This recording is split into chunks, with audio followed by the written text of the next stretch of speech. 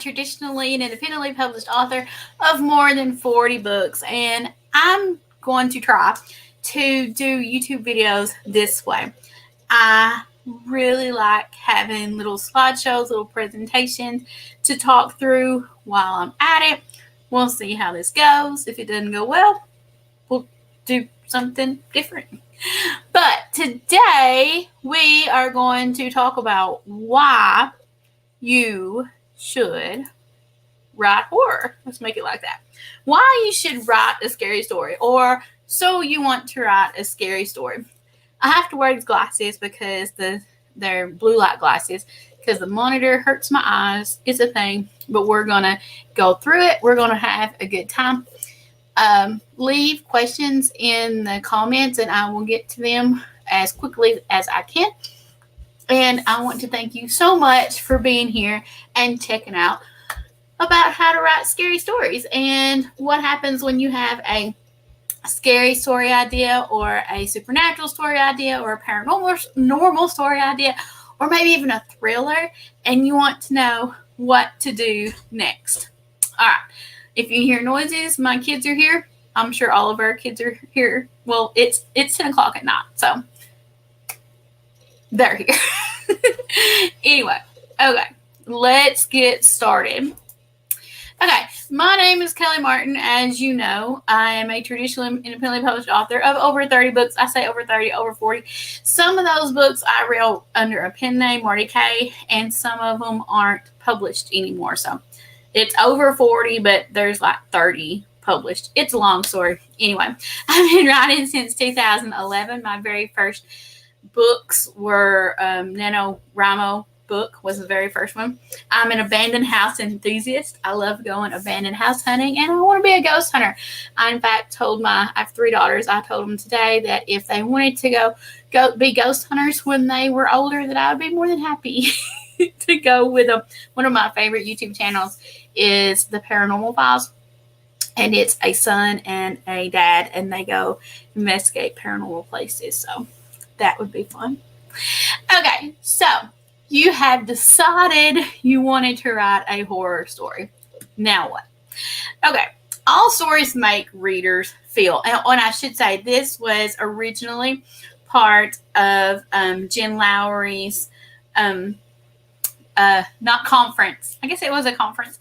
And we talked about, this was a live presentation, but I wanted to put it, I asked her beforehand, and I wanted to put it on my channel too. So that's where we are. Okay.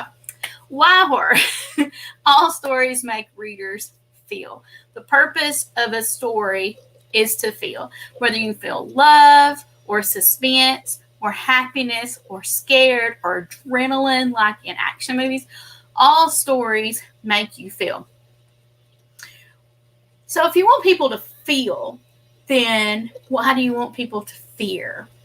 Fear is an intense feeling. It is memorable. And a lot of times, if you watch like a scary movie, let's say you're watching, let's say Friday the 13th, and Jason comes out, you like scream, and then you laugh, or you cover your face, one or the other. You remember it. You remember how you feel. Now, I'm about to show you a picture that will terrify you, and it will 100% terrify you if you are in your 30s, 40s, or older, or you've watched 1990, 2000s horror movies. Okay? It's terrifying. It is terrifying. And I promise there won't be any gore in any of the clips that I show. So this, of course, is from 2000. What's not Final Destination? I don't know what year Final Destination 2 come out. This is from Final Destination 2. It is, of course, from the logs. Fell off of the log truck, and this happened. If I dare you to tell me many people my age, around my age, that aren't terrified when you get, or at least think about that movie. You might not even be terrified of it, but you think about that movie when you get behind a log truck, and you're like, oh no. It's not gonna go. Okay. Did you flinch? Because I flinch every time I get behind one of those log trucks every single time. So, how do you get those intense feelings into your story? Now, I think we should talk a little bit about different kinds of horror. You can, but you don't have to have intense blood. You don't even have to have anybody getting hurt. You don't have to have gore. You can, but you don't have to. Horror basically it can be supernatural, it cannot be supernatural. It deals with giving emotions and feelings of like suspense. Some horror movies or books are more suspenseful than they are scary. So how do you get those intense feelings in your story? The rise and fall of emotions, like on a roller coaster in Final Destination 3. A lot of these examples are going to be movies because, of course, it's easier to show movies on a screen than it is to, read books to you. But all movies start with a script, so here we go. So, the rise and fall of emotions and intensity. You have to go up and then you have to go down. You have to give your reader a chance to calm down and to feel like nothing's going to happen. You have to give them a break, because if it's just constant, something's happening, eventually there comes a time when you can't handle that anymore and it's not scary. You have to give the lulls. And in the lulls, you can have a scary moment. And that's what makes scares scary. Okay. Make things logical in your world. Things have to be logical. They have to go by the rules that you set. But the thing is, you set your rules. And whatever happens, you have to go by those rules. For example, Candyman. Right here. In the story, you have to say Candyman 5 times, I think, in the mirror for Candyman to show up. That's the rules that the movie sets up for you. When you go against those rules, it makes the scares, it kind of takes the reader or the watcher out of the movie. Think of Gremlins. There's 3 rules to take care of Gizmo. You don't feed him after midnight. Let's see if I can remember these. You don't feed him after midnight. You don't give him water. What was the other one? I don't remember the other one. Oh, no, sunlight. Sunlight will kill him. Okay. That's what the movie sets up. Those are the promises. So you obviously know that those 3 things are going to come to play, or they wouldn't have told us about it beforehand. So set up your logical situation, set up your rules, but then you need to follow your rules. You also need to have layers, as in The Haunting of Hill House. Layers to your characters help sell the story to your readers. You care what happens to them. And when you care about characters and you care about the story, then it gives those intense feelings. The atmosphere. This is my favorite. I love atmosphere. I love Gothic stories, Southern Gothic, Victorian Gothic. I love it. And what they really have in common is the atmosphere of the story. Think of A Woman in Black by Susan Hill, The Haunting of Hill House. They all have such Wuthering Heights, which isn't technically a horror book, but it has the Gothic elements to it of the moor and the what am I thinking of? The moor and the fog. All that contributes to the atmosphere, and it just makes it so much fun to read, and I think it's so much fun to write. And yeah, make your atmosphere part of your story too. It can be part of your story. Your location can be a character just as much as any of the other characters. And I may do a video on that sometime. This one is a cool one. You make your reader lean in, meaning that they're reading and And we'll do it this way. Have you ever watched a scary movie and something's happening and you can't really see what's happening, but you're really into it and you're kind of leaning toward to see what's happening? You feel yourself lean, whether you mean to or not, and then they get you. And then you're like, why did I do that? You need to do that for your readers too. Have your readers lean in. Have them so invested in your book that they forget they're reading, that they forget that there is going to be some kind of scare happening. That's what leaning in means. It means that your reader or your viewer totally forgets what they're doing and that they're reading, and they're totally immersed in your story. Okay, these are some types of horror. So when you decide you want to write a scary story or a horror story, you may be like, oh, I want to write a horror story. And you don't, or a ghost story. You might not even have a idea present. You just know you want to write a story. These are some different types of horror. Like we talked about before, they don't always have to be bloody. They don't always have, like I can't handle bones breaking. So a lot of my books don't have bones breaking. I don't like Saw. That's a little too gory for me. But I do like Friday the 13th. And I like 90s slasher movies. I don't know. And I like Final Destination. So maybe I do. I don't know. We're all different kinds. These are just a few examples of horror. We have found footage. In books that can be diaries or newspaper clippings, there is a book right over here. The Dead House by Dawn Kurtich. Let me see if I can get it for you. This is told pretty much in found footage fashion. They found files and notes, and that's how the story takes place. Stephen King's Carrie is the same way. They have it's a lot of new diary entries and interviews and things like that.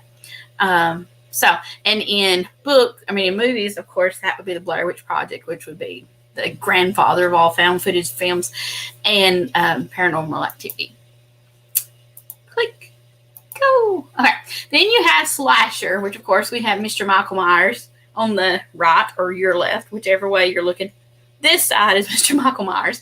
And then you have Mr. Jason Voorhees over here, which is the typical slasher killers. Some of these slasher killers have reasons. I think all of your villains should have reasons. We'll talk about that later.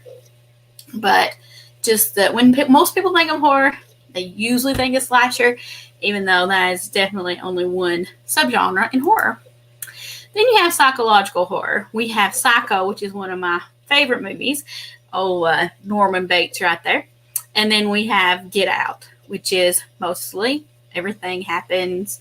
It's not as slashery as slasher movies. And of course, we have my personal favorite to write, the haunted house story. I've written many haunted house stories. They make me happy. Then you have gothic horror. Gothic horror and haunted house stories. Apparently, I have found that I like all these.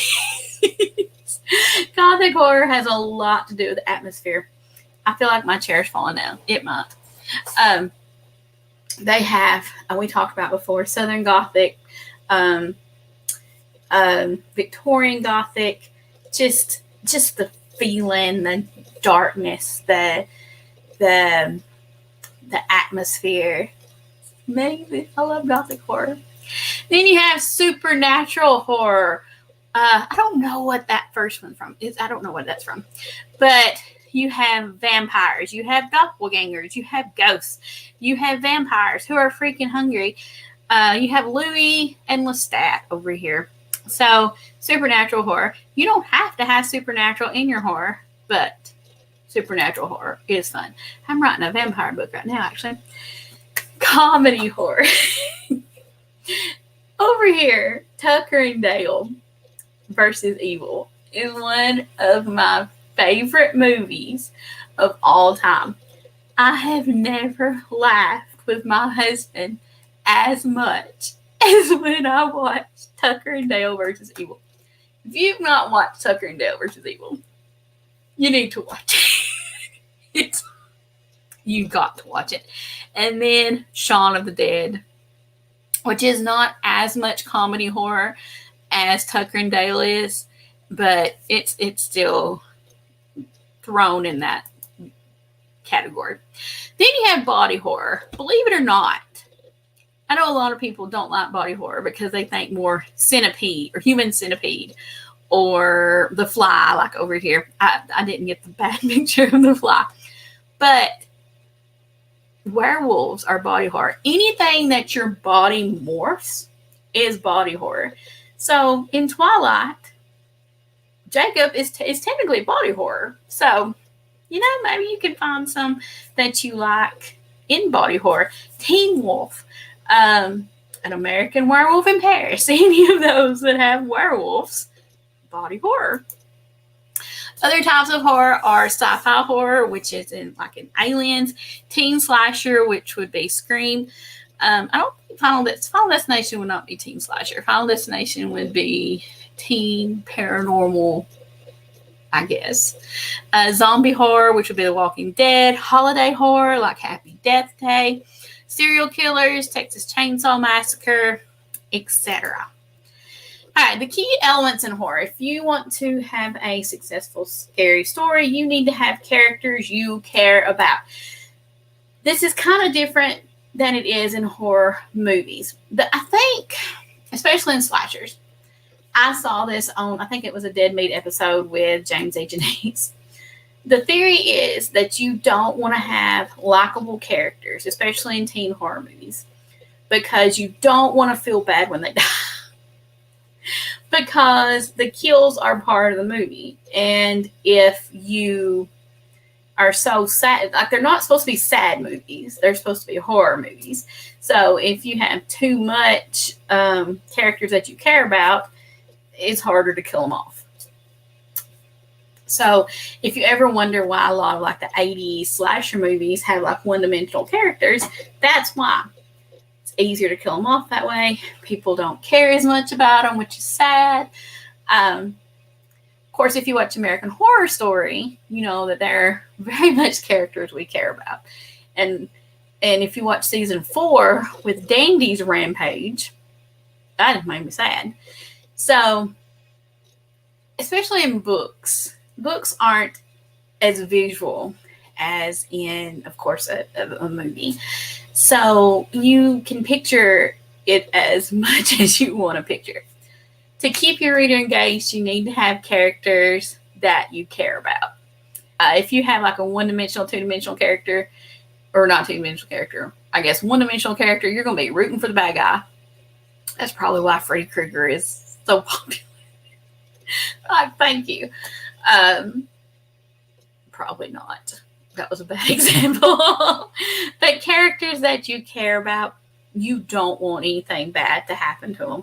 You really don't want your readers to root for the bad guy. Unless you do, and it's your story. Key elements in horror also is fear of the unknown. Full stop. That is the main thing of all horror, is unknown. Death is unknown. Where the killer's going to pop up is unknown. Who the killer is unknown. What's in the other room is unknown. What's knocking on the ceiling is unknown. What's walking up in the attic is unknown. And you're going to fear it because fear the unknown. Emotions. Especially in your horror books, make sure you have emotions. Make your characters feel how they would feel. People aren't going to get over a death quickly, especially in books and especially ways that these things can happen. Storyline. There needs to be a storyline.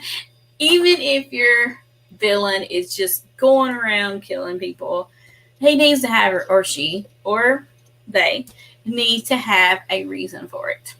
Everybody, we'll talk about it later, but nobody does anything for no reason. Even being bored is a reason. Your storyline needs to reflect that. And the ending. As Chuck from Supernatural would say, endings are hard. Endings are very hard. Endings are hard. especially in horror. I think most of if you've watched Stephen King, It, I'm sorry, I'm a lot. Stephen King's It, they make fun of it, especially in chapter 2, about how everybody hated the ending. Horror is hard to end.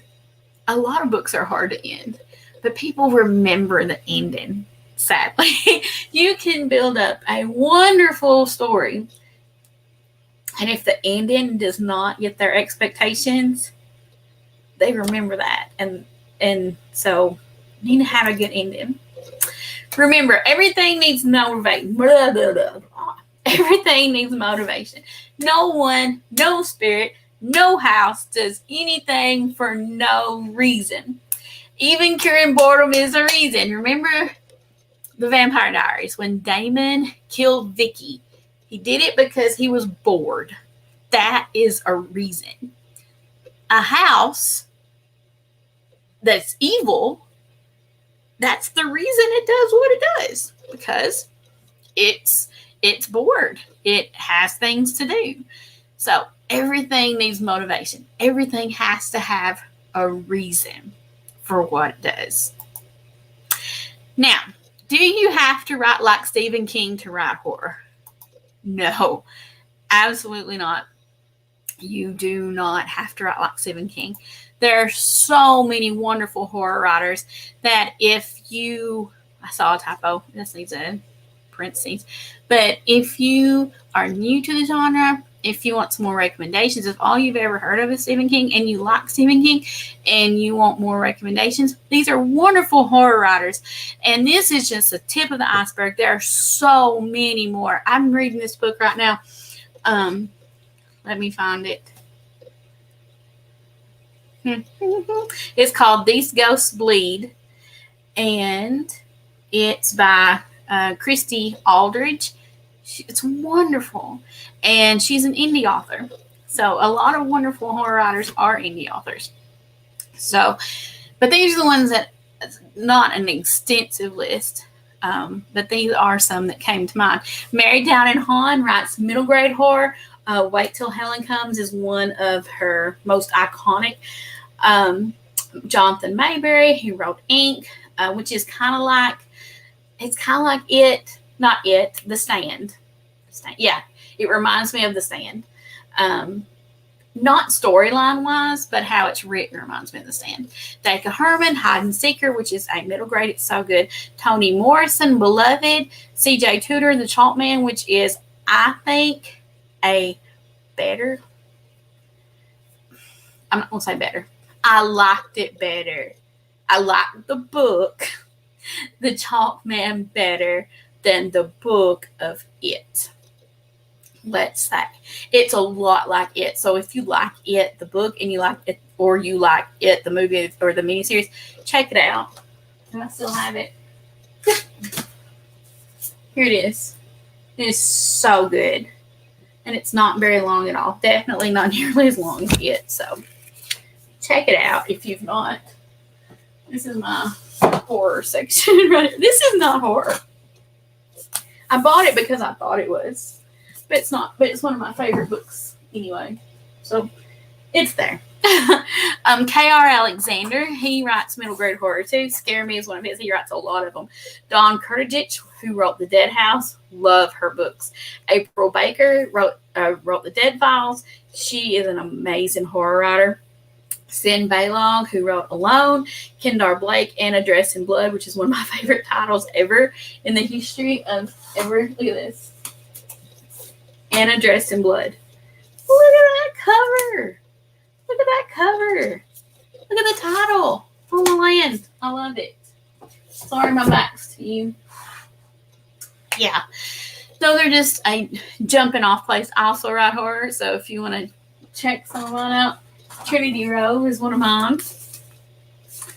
And then What Rachel Did, Fake Nora, all of those. Dark and Deadly Things, Dark and Devious Things, Dark and Dreadful Things, Dark and Desperate Things.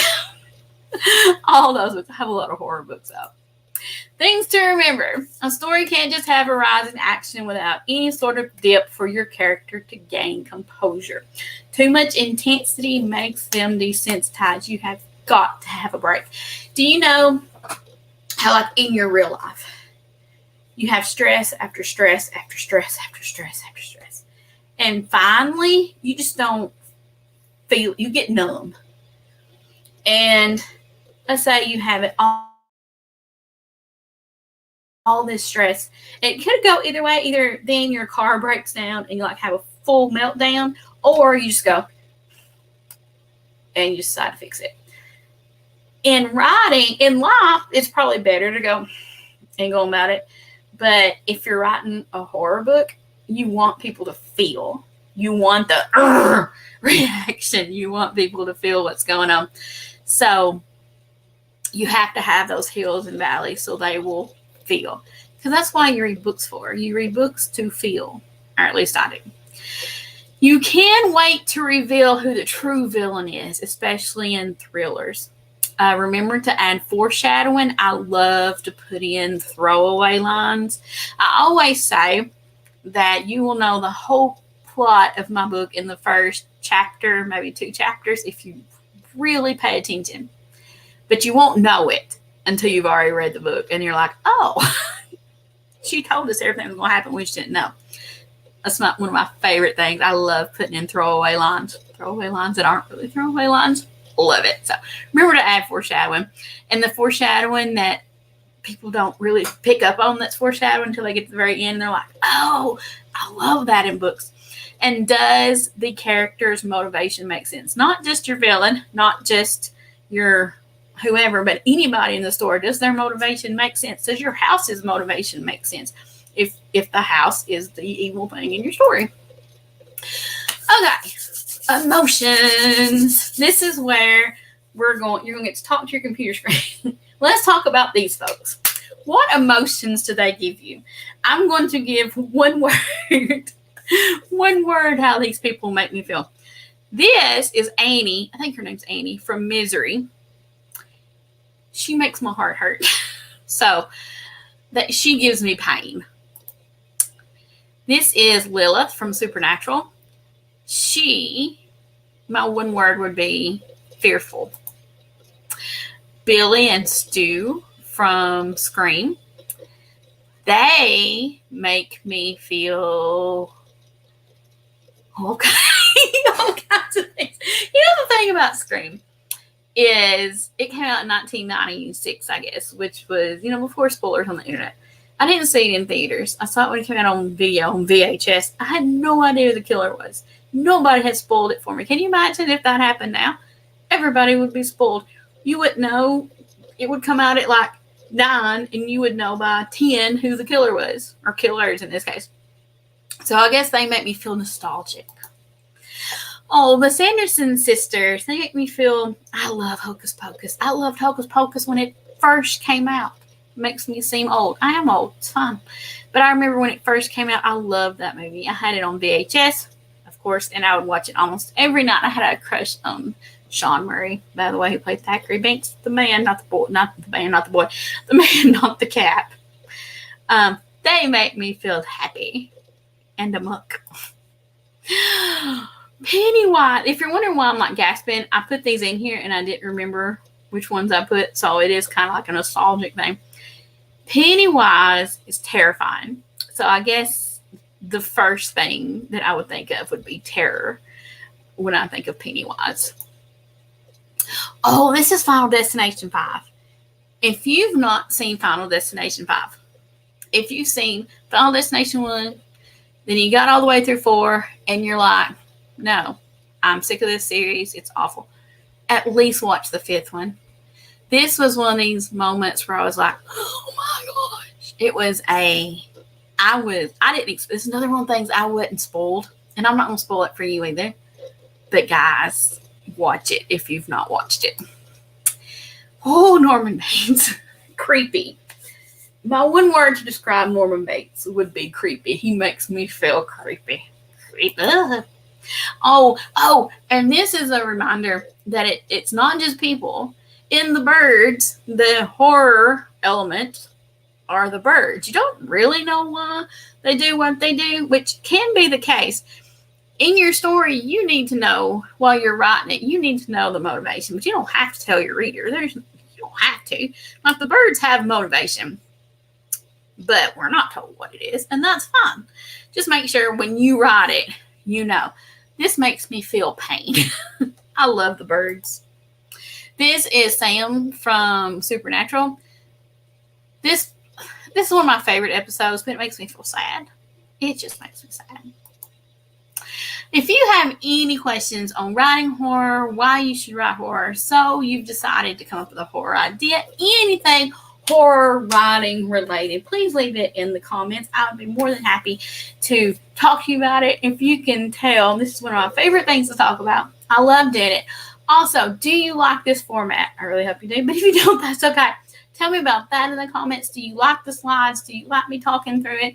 I really think this is how I'm going to do it from now on, because it helps me focus. It helps me not worry so much about the lighting, which I know is terrible, and I'm so sorry. But I figured videos with bad lighting were better than no videos, maybe. I don't know. Any questions, any comments, leave it in the comments. You can find me at kellymartinbooks.com. And thank you for being here. Is he not something? Bless him. All right, guys. Please be sure to subscribe. If you're not already subscribed, hit the notification bell so you know when I upload new videos. I have lots of ideas for videos that I can't wait to get out to you. Yeah, be sure to leave a comment. Any questions you have about scary books. However you like the format. I think I have slowly been going down through this whole video. The chair, well, you know, it happens.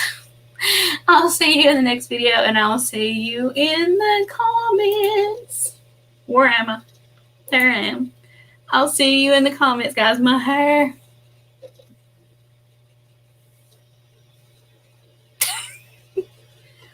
Bye.